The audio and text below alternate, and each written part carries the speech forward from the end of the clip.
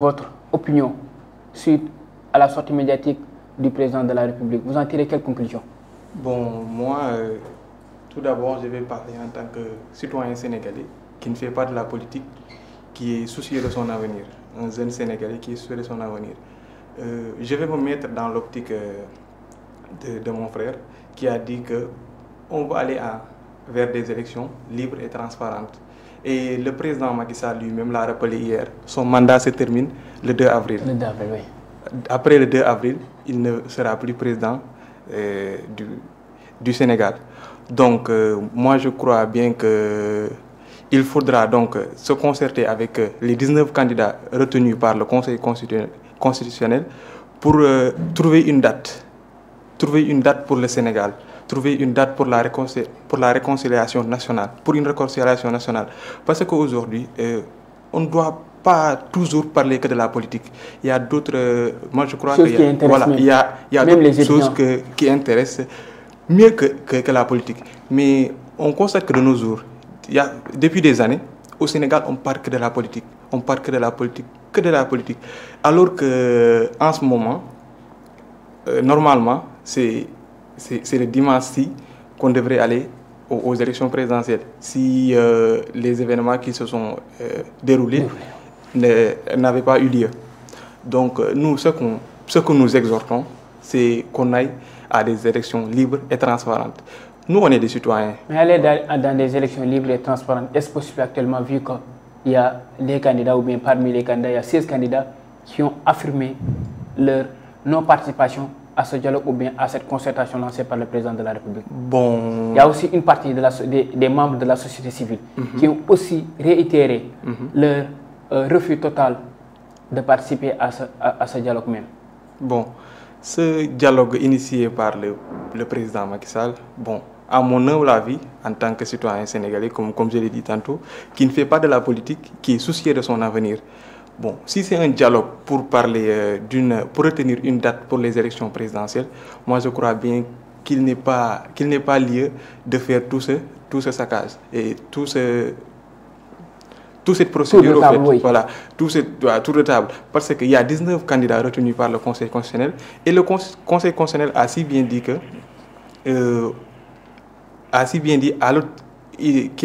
qu'il demande à l'autorité compétente d'organiser des élections, de trouver une date. Donc, si le président sort et nous dit qu'il va convoquer les candidats, les acteurs politiques. Voilà, les acteurs politiques, et les acteurs politiques, on entend bien les candidats retenus comme les candidats non retenus. Donc, moi, je constate que appeler les candidats non retenus, cela va faire cela va causer un désordre dans le pays et on ne souhaite pas cela parce que nous, comme je l'ai dit tantôt, on est des jeunes soucieux de notre avenir. On ne vit pas de la politique, on ne fait pas de la politique. Nous, ce que nous voulons, c'est retourner dans les amphithéâtres et qu'on nous ouvre le campus social et le campus pédagogique pour qu'on puisse faire cours normalement. Alors, faire cours normalement. Et là, de l'autre côté, Papa Youga, votre point de vue, votre lecture même par rapport à la sortie, aux propos même du président Macky Sall.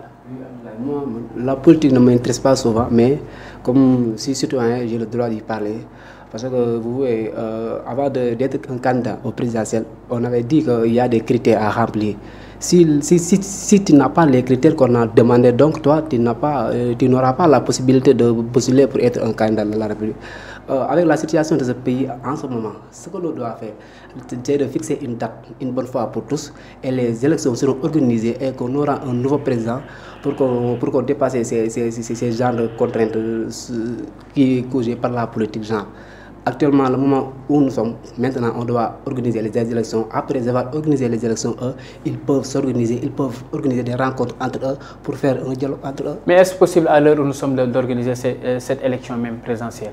Parce que la situation même, il y a des candidats qui refusent même d'être sur la table des négociations ou bien sur la table de concertation avec d'autres candidats, même avec le chef de l'État. Mais est-ce que les candidats là, ils ont rempli tous les critères qu'on a demandé?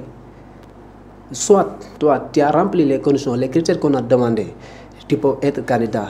Tu peux ne pas remplir cela. C'est le président lui-même qui a lancé le dialogue, c'est lui-même qui a lancé les invitations et en faisant appel à tous les acteurs politiques, en incluant les candidats déclarés dits spoliés, les candidats officiellement retenus par le Conseil constitutionnel même et même la société civile. Mais ça, je le sais bien, mais actuellement, c'est que défend son intérêt personnel. C'est ce qui cause les problèmes actuellement. Mais si on se base sur les textes, donc on ne doit pas regarder la position de quiconque parce qu'on est tous des Sénégalais. Nous avons le même pied d'égalité, eux-mêmes les politiciens et les candidats. Donc on doit organiser les élections dans les meilleurs délais pour libérer le pays dans la situation actuelle. Vraiment, moi je ne suis pas intéressé pour la politique, mais je suis citoyen, j'ai le droit de dire et je dis ce que je sens, mais je ne suis pas avec quiconque. Mais s'il y a la vérité, il faut le dire sans complaisance.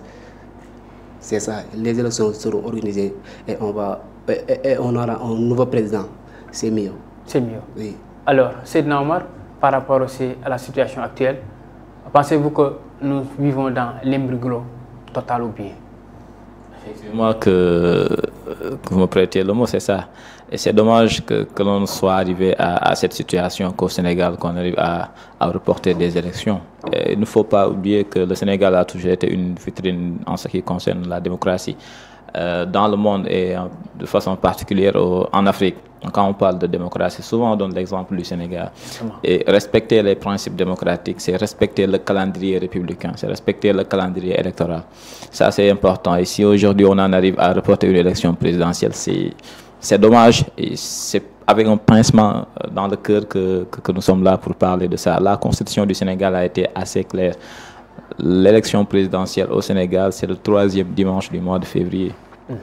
Ce 3e dimanche, c'est déjà passé. Quoique la situation nous impose ceci, le président de la République est sorti pour nous dire qu'il y a des choses qui se passent, voilà, qu'il fallait revoir la situation parce que voilà, et tout ça. Mais est-ce que ces choses-là aussi ne méritent pas aussi que l'on reporte l'élection présidentielle? C'est relatif. C'est relatif et je me dis qu'en tant que citoyen, le président de la République est une institution. Et si une institution se met devant la place publique pour dire des choses, l'on devrait peut-être en principe prendre ces choses-là au sérieux. Parce que c'est une institution qui parle. Quoi qu'il en soit, il faudrait lui donner le bénéfice du doute. Mais jusqu'à quand? Jusqu'à quand? Le Conseil constitutionnel, qui est un organe suprême, est intervenu pour dire qu'il faut toujours réorganiser des élections dans les plus brefs délais. Et là, la question, elle est importante. Vous savez, la politique, c'est un jeu, mais un jeu très sérieux. Et c'est un jeu dans lequel les politiques, souvent, essayent de manipuler l'opinion. Pour moi, rien n'empêche... Et qui manipule dans ce cas? Comment? Qui manipule? Qui manipule? Qui... Les politiques, c'est le jeu favori, la manipulation. C'est le jeu favori, qu'il soit du gouvernement, qu'il soit de l'opposition. Si vous n'êtes pas une personne très perspicace, vous êtes tenté de tomber dans le piège. C'est pourquoi je demande aux citoyens de rester dans leur garde, de toujours avoir une réflexion assez poussée avant de prendre des décisions. Quoi qu'il en soit, aujourd'hui, je ne vois pas l'inconvénient pour que ces candidats-là qui sont retenus, qu'ils n'aillent pas vers un dialogue. Parce que, en tout cas, si je comprends bien le dialogue qui a été, le dialogue à laquelle le président de la République fait allusion, c'est un dialogue politique, un dialogue dans lequel... De 2 jours même. De 2 jours, un dialogue dans lequel les sujets qui seront traités, en tout cas, ne concernent que le processus électoral, l'élection et tout. Même. Voilà, donc, le processus n'est pas biaisé. Les candidats retenus sont les mêmes. Donc, qu'on fasse le dialogue de 2 jours, qu'on arrête une date et que les élections se passent dans la paix et la tranquillité, que le Sénégal devienne le pays qu'il était, la référence en matière de démocratie et que l'on passe à autre chose. Que l'on passe à autre chose, mais justement. Baïdam, oui, vous avez quelque chose? Le principal problème qui se pose avec ce dialogue, c'est que ce dialogue, en tout cas le président a convoqué non seulement les candidats qui sont passés, les 19 candidats, mais il y a aussi les